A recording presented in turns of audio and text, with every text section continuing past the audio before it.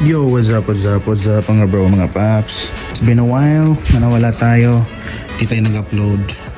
So ngayon, pag-uusapan natin yung long-term review ng B-Star Flash dito sa likod. So ang size nito is 120/70 17, stock size ng Sniper 150. Pinalitan natin to 1 year and 6 months ago. And ngayon, ito na ang itsura niya. Ayan, makapal pa.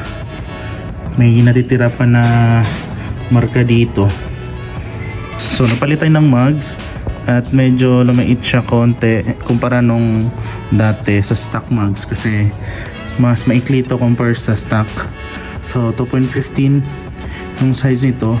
Sa stock naman I think nasa 3.0 yung lapad niya, kaya manipis tingnan nung nag RB5 na tayo. Before natin siya napalitan ay ang mileage ng motor natin noon ay nasa 59,933. So ngayon, check natin kung ilang mileage yung na-add niya.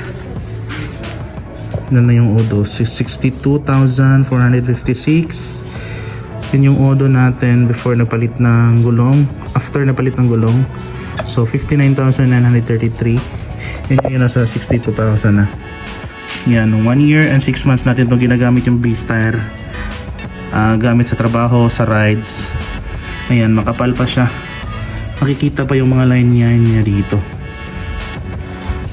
So far so good, maganda yung B-Star kasi kumakapit talaga siya pagdating sa mga korbada na kasada. Next time, pag mapudpod na to, B-Star pa din ulit yung ipapalit natin sa gulong na to. Kasi proven and tested na po yung B-Star para sa akin. Yan o, kunting-kunti pa lang yung nabawas ng kanyang ng kanyang spike dito, kanyang groove. Di pa siya totally na nawawala yung ng line niya dito. May nagko-comment kasi regarding sa gulong na ito kung kumusta na ba. So ngayon, gumawa ako ng vlog regarding dito sa gulong, and so far so good naman. Wala akong naging problema sa kanya.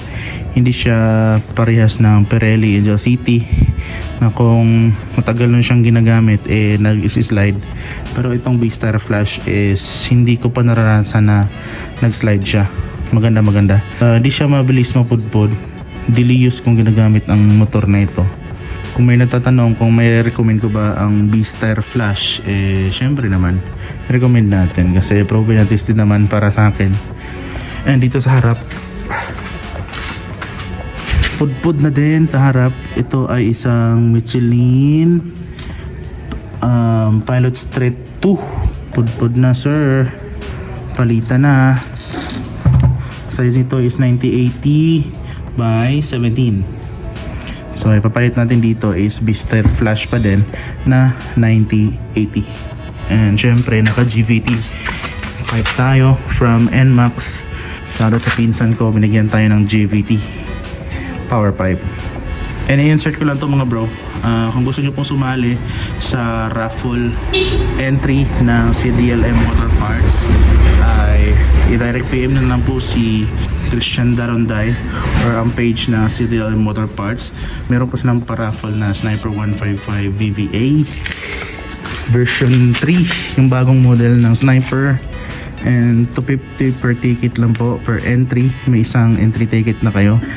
So Sniper 155 VVA is the grand prize, and the second prize naman, kung hindi ako nagkakamali, ay Geely helmets from Motolab Bohol and 4,000 consumable or gift cert from Tagbilaran Tire Supply. Kung gusto niyo pong sumali, direct PM na lang po si Christian Belo Daronday or PM na lang po yung Facebook page nila ng CDLM Motor Parts.